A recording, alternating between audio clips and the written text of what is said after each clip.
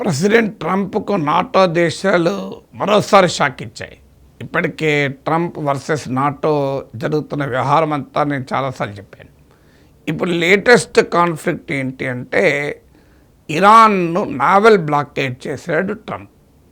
ఈ నావల్ బ్లాకేడ్లో కలిసి రమ్మని నాటో దేశాలకు ట్రంప్ పిలిపించాడు. కలిసి రమ్మని పిలిపివ్వడమే కాదు, కలిసి వస్తారని కూడా చెప్పేశాడు. ముందు అమెరికా నావల్ బ్లాకేడ్ మొదలు పెడుతుంది, అదర్ నేషన్స్ విల్ జాయిన్ అన్నాడు. ఇంతవరకు ఏ నేషన్ నేను జాయిన్ అవుతానని చెప్పలే.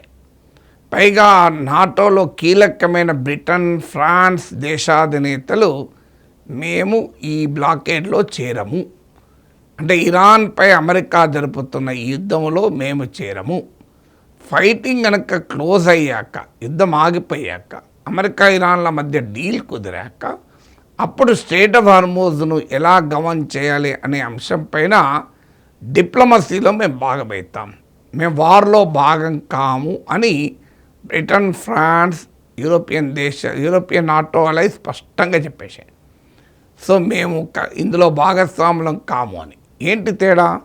ట్రంప్ ఏమంటున్నాడు? మొదలేమో నాటో దేశాలు కలిసి రావాలి, స్ట్రెయిట్ ఆఫ్ హార్మోజ్ను మనం యుద్ధ నౌకలతో వెళ్ళి క్లియర్ చేద్దామన్నాడు.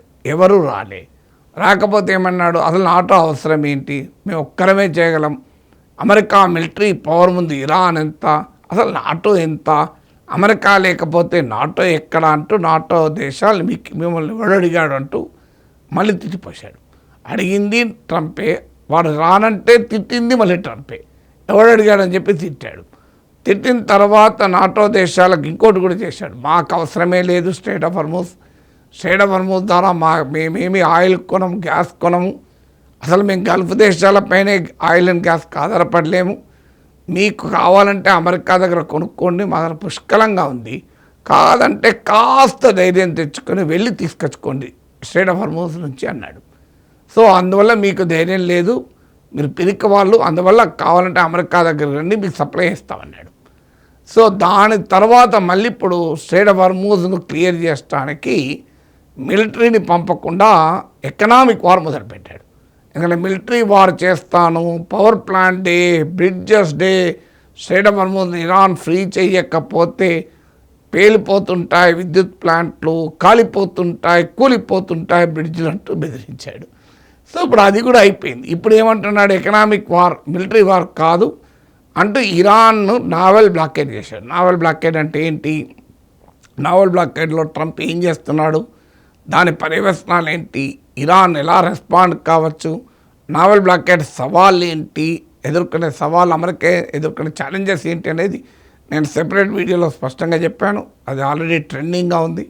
మీరు రీసెంట్లీ ట్రెండింగ్లో కూడా వీడియో ఉంటుంది, చూడండి ప్లేలిస్ట్లో. సో అందువల్ల ఆ రకంగా ట్రంప్ ఇప్పుడు ఏకంగా ఏ స్థాయికి వెళ్ళాడు అంటే మళ్ళీ నాటో దేశాలని బతిలాడుకునే స్థాయికి వచ్చేసాడు, మీరు కలిసి రండి. కానీ డే 1 నుంచి నాటో దేశాలు ఒకటే చెప్తున్నాయి, ఇది మా వార్ కాదు, మమ్మల్ని సంప్రదించలేదు, ఏకపక్షంగా యుద్ధం మొదలుపెట్టావు. ఎందుకంటే ట్రంప్ ఈ యుద్ధం మొదలుపెట్టేటప్పుడు నాటో దేశాలను సంప్రదించలేదు. యుద్ధం మొదలయ్యాక ఇరాన్ను తాను ఒక్కడే లొంగదీసుకోలేని అర్థమై, ఇజ్రాయిల్, అమెరికా కలిసినా ఇరాన్ను ఓడించలేరని అర్థమై అప్పుడు నాటో దేశాల సహకారం అడిగాడు. సో నాటో దేశాలు సహకరించకపోతే వాళ్ళని అవహేళన చేశాడు. సో మొదటి నుంచి నాటో దేశాలు చెప్పేది ఈ వార్ న్యాయమైనది కాదు అని. స్పెయిన్ లాంటి దేశాలు అయితే తీవ్రంగా వ్యతిరేకించే, ఈవెన్ బ్రిటన్, ఫ్రాన్స్ లాంటి దేశాలు కూడా తమ గగనతలాన్ని, తమ ఎయిర్ బేసెస్ను ఇరాన్ పైన వాడుకోవటానికి మేము రెడీగా లేమని కూడా చెప్పేశారు. సో ఇప్పుడు మళ్ళీ కూడా వాళ్ళు ఏం చెప్తున్నారు? స్ట్రెయిట్ ఆఫ్ హార్మోజ్ మాకు ఇంపార్టెంట్, స్ట్రెయిట్ ఆఫ్ హార్మోజ్ తెరవాల్సిందే, తెరిపించాల్సిందే, కానీ అది వార్ ద్వారా కాదు, అది డిప్లొమసీ ద్వారా చేద్దామన్నారు. స్ట్రెయిట్ ఆఫ్ హార్మోజ్ను చర్చల ద్వారా పరిష్కరించుకోవాలి. ఎందుకంటే యుద్ధానికి ముందు February 28 అమెరికా ఇరాన్పై దాడి చేయకముందు స్ట్రెయిట్ ఆఫ్ హార్మోజ్ ఓపెన్ ఉంది కదా. సో ఇప్పుడు నాటో దేశాలని, ఈవెన్ ఫ్రాన్స్ కూడా ఇనిషియేటివ్ తీసుకొని స్ట్రెయిట్ ఆఫ్ హార్మోజ్ పైన 30 నేషన్స్తో, 30 దేశాలతో మీటింగ్ పెడుతుంది, ఇండియాతో సహా. అంటే స్ట్రెయిట్ ఆఫ్ హార్మోజ్ వల్ల నష్టపోయేటువంటి మీటింగ్ దేశాలన్నింటినీ పిలిచారు. వాళ్ళు ఏమంటున్నారు? ఎస్ విల్ కోఆర్డినేట్, మేము కానీ చర్చలకు కోఆర్డినేట్ చేసుకుంటాం. స్ట్రెయిట్ ఆఫ్ హార్మూజ్లో ఫ్రీ నావిగేషన్ ఉండేలా చర్చించడానికి సంప్రదించడానికి మేము సిద్ధం. ఇది యూరోపియన్ దేశాలు నాటో అనేది చెప్పేది. ఎందుకంటే స్ట్రెయిట్ ఆఫ్ హార్మూజ్ February 28 ముందు ఫ్రీ, ఇప్పుడు ఇరాన్ కంట్రోల్లో ఉంది. ఏకంగా ఇరాన్ దానిపైన టోల్ ట్యాక్స్ విధిస్తానని కూడా అంటోంది. టోల్ ట్యాక్సే విధిస్తే ఏషియన్ కంట్రీస్ ఇండియా, చైనా, అలాగే యూరోపియన్ నేషన్స్ బాగా నష్టపోతాయి. అందువల్ల మేము డిప్లొమాటిక్ సొల్యూషన్ వెతుకుతుంటే ట్రంప్ ఈ యుద్ధ పోకడలతో వెళ్తున్నాడన్నది నాటో దేశాల వాదన. అందుకే నాటో సహకరించడం రెడీగా లేదు. ఎందుకంటే నాటోకు సొంత అనుభవం కూడా ఉంది. నాటో దేశమైన డెన్మార్క్ పైన ట్రంప్ బెదిరించాడు, గ్రీన్లాండ్ తీసేసుకుంటాను, మీరు ఇవ్వకపోతే మిలిటరీ దాడి చేస్తేనా తీసుకుంటాను, ఎకనామిక్ శాంక్షన్స్ పెట్టైనా తీసుకుంటాను అన్నాడు. నాటో భద్రత నాటోనే చూసుకోవాలి అన్నాడు. నాటోను రద్దు చేస్తామని బెదిరించాడు. కెనడాను 51st స్టేట్ కమ్మని బెదిరించాడు.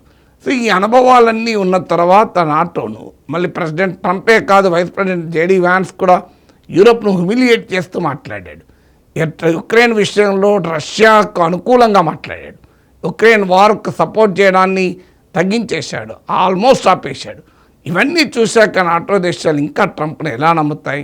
ఇరాక్ వార్లో చేరారు కదా, ఆఫ్ఘనిస్తాన్ వార్లో చేరారు కదా నాటో దేశాలు, ఇరాన్ వార్లో చేరమంటే వాళ్ళు చేరటానికి సిద్ధంగా లేరు. ఎందుకంటే అమెరికా యూరోప్ల మధ్య పార్ట్నర్షిప్ బాగా దెబ్బతిన్నది. దీన్నే ట్రాన్స్ అట్లాంటిక్ పార్ట్నర్షిప్ అంటారు. నాటోలో US and other NATO members మధ్య డివైడ్ చాలా పెద్దగైంది. అది అంత తొందరగా బ్రిడ్జ్ అయ్యేటువంటి అవకాశాలు కనబడతలేవు.